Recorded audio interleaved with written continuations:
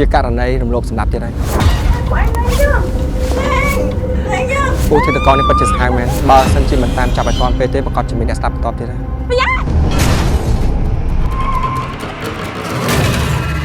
បងមកទីប្រកាសជាមានតាមហើយបងគួរតែមើលប្រស្ងប់ផង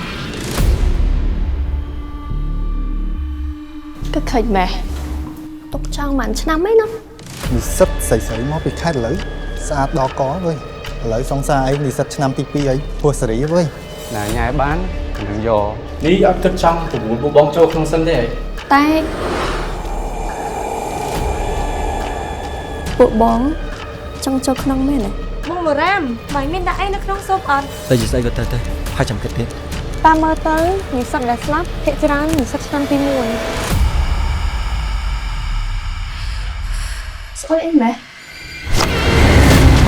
ครับอันนั้นใช่